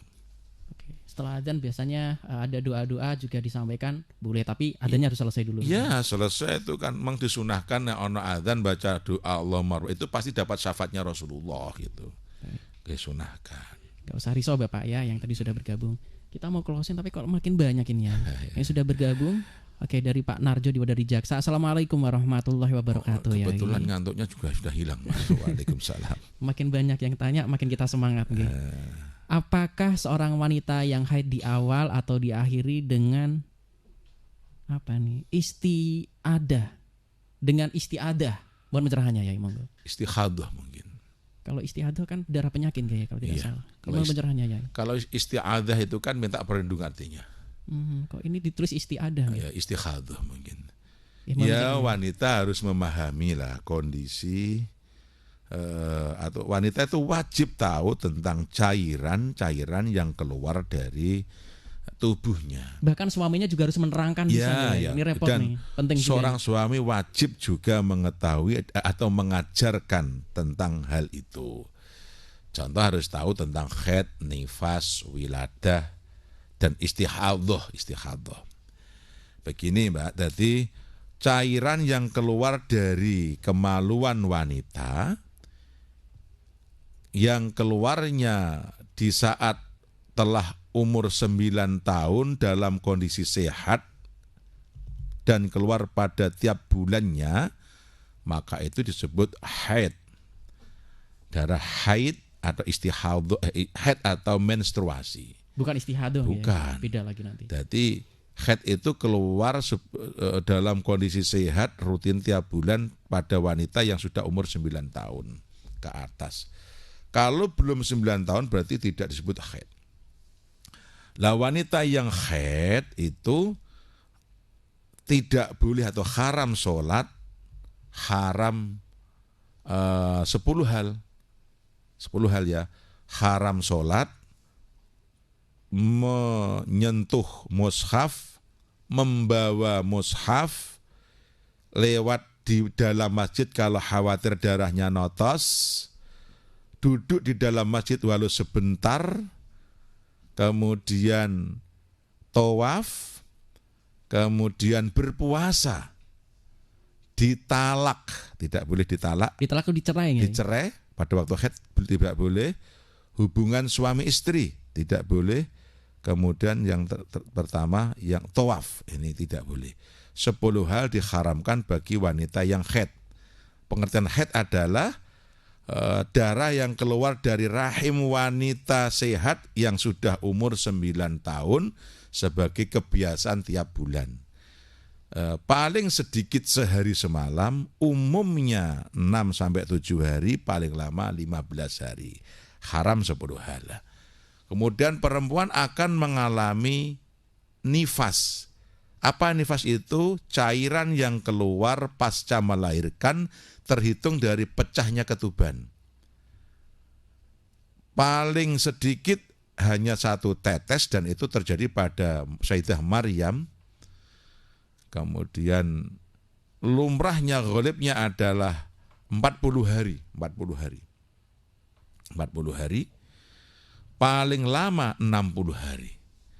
Lah wanita yang nifas sama dengan wanita haid tidak boleh melakukan 10 hal itu. Nah, sama ya, 10 hal. Maka tidak boleh yang nifas sampai selesai seperti haid. Nah, ketika wanita tidak dalam suatu situasi menstruasi dan tidak pasca melahirkan kok masih mengeluarkan darah, dipastikan itu adalah istikhadah atau darah penyakit yang tidak menghalangi sholat atau ibadahnya wanita. Jadi walaupun berdarah-darah masih berpuasa, sholat, dan ibadah yang lainnya. Itu namanya istikhadah. Ya, itu. Baik. Ini terakhir yang sudah bergabung saya bacakan dari WhatsApp atau grup WhatsApp Radio Pas FM Pati. Assalamualaikum warahmatullahi wabarakatuh. Waalaikumsalam warahmatullahi wabarakatuh. Dari Bang Joni di Sonean, begini Yai, hal-hal apakah yang dapat mengurangi pahala puasa, yang bisa merusak puasa? Mohon pencerahannya Yai. Ya, di mana-mana sudah menerangkan semua para kiai ustadz, kiai dadaan, ustadz kependem semua keluar kalau Ramadan. Dan ceramah semua di masjid dan musola. Bagus, tidak apa-apa, sebagai wujud syiarul Islam. Syiarul Islam. Mohon maaf saya sebut dengan ustadz kependem, kiai kependem, artinya bakatnya terpendam karena tidak pernah muncul kecuali di bulan Ramadan. Jadi ini limited edition di bulan Ramadan. Biasanya banyak di kampung-kampung itu yang tidak pernah nongol, kalau Ramadan nongol, berani ceramah. Nah istilahnya bikin kultum ini ya. Kuliah 7 menit. Sebuah sak muni-muni ini ya akeh bener lah. Karena disuruh-suruh jamaah ya. Iya, tidak apa-apa. Karena kalau sifatnya tiap hari kalau mendatangkan ustadz yang ahli juga ada biayanya. Biasanya pertimbangan begitu. Ya sebetulnya kalau kita itu ya kita memang harus pandai menggali lah potensi di sekitar kita. Kan banyak loh anak-anak tamatan aliyah itu sudah pinter-pinter lah. Tamatan aliyah itu harus dikasih harga, dihargai, dikasih tugas. Nah itu pinter, sudah dilatih kok. Boleh bawa catatan daripada salah nggak apa-apa. Ya malah bagus membawa kitab tuh ya. Cuma terkadang kan karena banyak yang berpotensi tapi tidak diberi kesempatan. Akhirnya mereka yang ngilang tidak istilahnya. Ya tidak berani, ya sungkan juga. Maka yang tua-tua di masjid musola itu harusnya juga harus pandai menggali potensi. Ini anak muda, kita tamatan aliyah, tamatan pondok, berilah kesempatan. Jangan yang tua terus lah. Yang tua ini juga harus meregenerasi. Masa masjid musola pelakunya itu aja. Ya, mbok ya pangertian sama yang nom gitu loh. Yang nom juga pengen tampil juga. Kadang banyak orang yang punya potensi kalau tidak diberi kesempatan itu juga potensinya akan hilang. Dan akhirnya akan kehilangan generasi nanti. Dan bagus di bulan Ramadan itu ada apa istilahnya tadi saya sebut Ustadz Kependem, Kiai Kependem yang Ramadan itu muncul gitu loh. Dan alhamdulillah bagus itu. Saya senang sekali itu.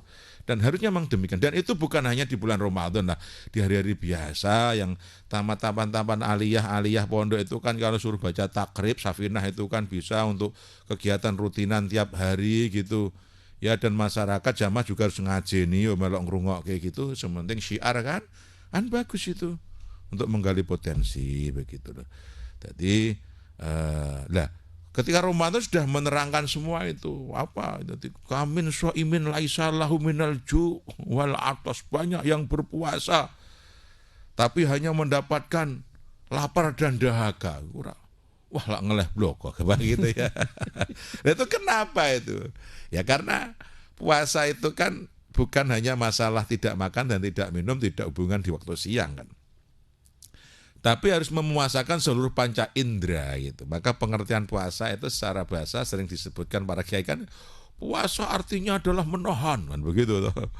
Menahan dari semua yang membatalkan puasa dari fajar sampai maghrib. Sederhananya begitu itu. Lah menahan apa? Tidak makan, tidak minum tok begitu. Anil muftirat. Yang membatalkan berarti syariahnya ya sementing orang mangan, orang ngombe, orang hubungan suami istri ya wis. Tapi ngibadah kan aja bang syariat tok, tapi digali dari sisi tasawufnya, hakikatnya. Artinya apa? Menahan itu bukan hanya dari sisi muftirat zahirnya, tapi muftirat batinnya. Artinya puasakanlah panca indera kita. Berarti memuasakan mata dari memandang yang haram, memuasakan telinga dari mendengarkan yang tidak baik. Puasa-puasa mendengarkan dangdutan itu sebetulnya tidak bagus, itu makruh, itu mengurangi nilai puasa. Atau malah nyanyi puasa karaokean, itu jelas itu. Jadi melakukan hal yang sia-sia, bi amalil jahil. Maka sebetulnya kalau Ramadan karaoke-nya radio dikiti karaoke sholawat gitu loh. Saya masih mendengar nih Ramadan kok puasa kok karaokean nih. Radio ini banyak kiainya. Jadi ya nanti ya nyanyi tapi isinya sholawat, artinya yang bernilai ibadah itu. Radio jadi temannya kiai itu berat juga loh Mitra Pas. Kalau ngelakno donggon.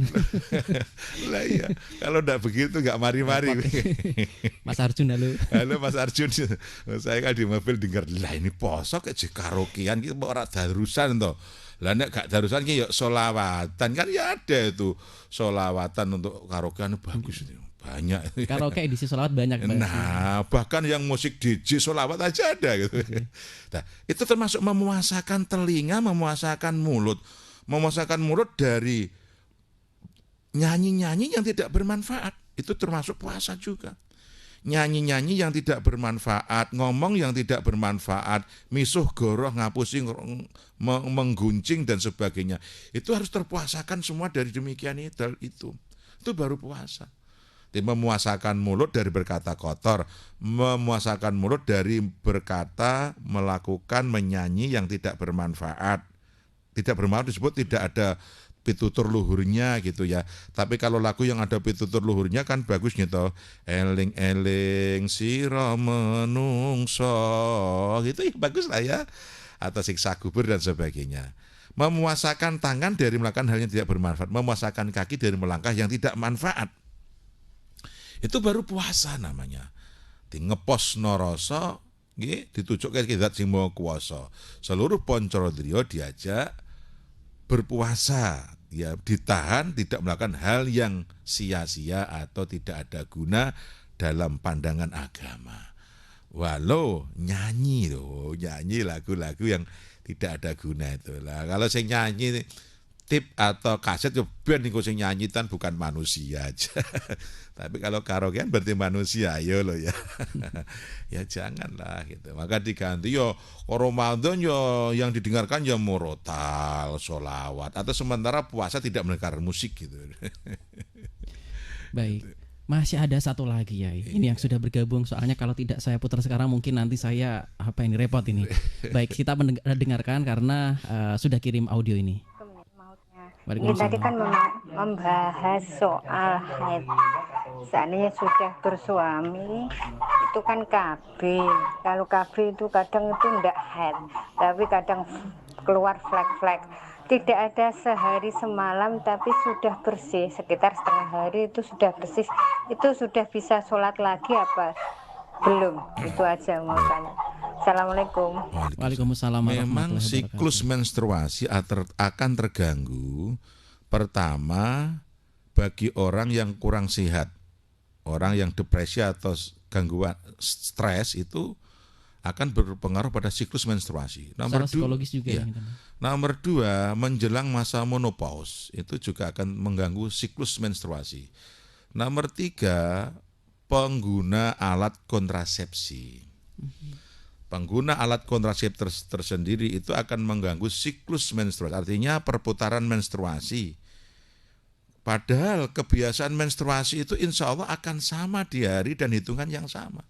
Kalau biasanya tanggal 1 ya tanggal 1, biasanya 3 hari ya 3 hari. Maka wanita sebetulnya katakan ketika wanita yang istihadhah itu dia hanya untuk mengetahui mens dan tidaknya, memutuskan mens dan tidaknya, itu ambil saja kebiasaan sebelumnya. Sebelum istihadhah itu haidnya biasanya tanggal berapa sampai tanggal berapa, kemudian lebih satu hari untuk observasi, mengawasi. Karena hitungan mens itu ketika sampai sehari semalam. Wanita mengalami pendarahan sekali pagi, kemudian tidak keluar lagi sampai pendak pagi lagi. Berarti bukan menstruasi. Maka ketika wanita melakukan pendarahan itu diawasi. Darah ini akan ada temannya atau tidak. Maka diawasi sampai 24 jam. Kalau sampai 24 jam kok betul hanya sekali 2 kali saja itu, maka bukan men, tapi mungkin ada satu permasalahan. Maka tidak bisa disebut menstruasi. Berarti itu hanya kadar atau reget ya. Kadaro itu reget. Reget itu tidak dianggap. Dulu ada Umi Salamah atau siapa yang pernah mengadu pada Rasulullah dan itu tidak apa-apa. Reget itu ya. Reget itu. Tapi kalau pendarahan katakan jam 7 pagi pendarahan sedikit, kemudian malam kok ada lagi, nah pagi ada lagi sedikit, kemudian berarti menstruasi itu, menstruasi minimal sehari semalam. Tapi kalau sekali kemudian sudah tidak ada lagi berarti itu adalah kotoran-kotoran saja, maka cukup disucikan kemudian tetap sholat. Oke, ini satu kali lagi Mitra Pas ya. Besok kita tunggu episode berikutnya. Terus nggak apa-apa puasa-puasa. Dari hamba Allah ini yang menanyakan. Assalamualaikum warahmatullahi wabarakatuh, Yai. Waalaikumsalam warahmatullahi wabarakatuh. Baik, Yai, terkadang saya ini kan ragu ini saya masuk mens ataukah tidak ketika sudah muncul flag-flag. Nah, tadi disampaikan ada ngecek dulu atau evaluasi sehari. Ya. Kalau ngecolke 1 hari karena ini kan pas bulan Ramadan, artinya evaluasi itu ngecolke tidak puasa sehari itu ataukah tidak? Karena kalau kita nekat puasa takutnya ini kita sudah masuk ke masa haid. Loh, haid kan haram untuk melakukan puasa. Atau bagaimana teknisnya ya untuk meyakinkan saya ini posisi sudah haid ataukah tidak? Karena kan baru flag-flag. Imam Syafi'i itu ketika ingin memutuskan berapa hari ghalibnya wanita haid itu harus observasi 40 hari. Beliau ke pasar bertanya kepada 40 wanita yang ada di pasar dengan orang yang beda. Itu baru beliau berani menyimpulkan, karena Rasulullah secara teknik tidak menerangkan berapa hari. Sehingga Imam Syafi'i dalam ijtihadnya itu merumuskan menstruasi itu ya paling sedikit sehari semalam. Kemudian lumrahnya 6 hari atau 7 hari lumrahnya. Paling banyak 15 hari. Itu artinya kalau wanita hanya mengeluarkan darah 3 hari, ya sudah selesai, maka kasih jeda atau space sehari. 3 hari sudah selesai, maka tambahkan sehari lagi untuk mengawasi siapa tahu masih ada darah yang keluar lagi. Kalau sehari semalam sudah tidak ada keluar, berarti haidnya ya terhitung 4 hari itu. 4 hari adalah hari haid. Kan ghalibnya masih 6 dan 7. Kalau 6 hari selesai, maka sempurnakan 7.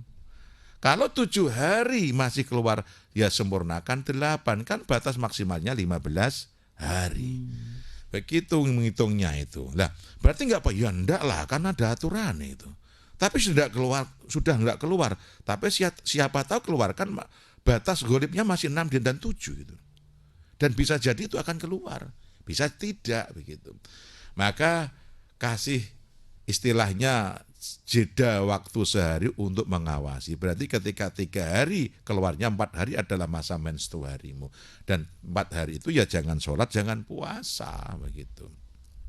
Dan itu hasil survei penelitian yang mendalam oleh Hujjatul Islam Imam Syafi'i radhiyallahu an, dan putusan itu digunakan wong sak ngalam dunya sampai sekarang ya.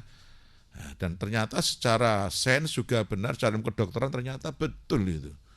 Itu maka cerdiknya Imam Syafi'i dulu begitu.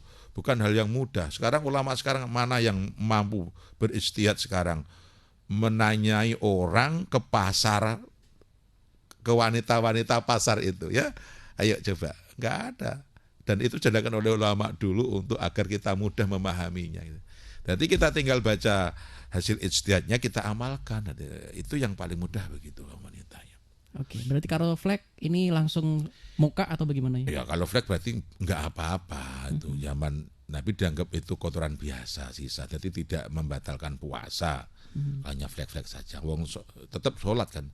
Zaman Nabi itu ketika wanita mengadu pada Nabi telah mengeluarkan flek-flek istilahnya, itu reget saja, tidak apa-apa, sholat saja dan tetap puasa gitu. Baru kalau misalkan sudah pasti itu, oh kok darahnya banyak, baru stop gitu. Ya, okay. Gitu. Baik, kita harus segera closing ya, overtime banyak banget, terima kasih Yai. Ini ngomong-ngomong hadis yang sangar ini masih berlanjut episode berikutnya atau sudah? Karena kan masih banyak ini sebetulnya. Iya, kalau kita baca semua bisa, tapi nanti kita sudah ganti tema aja.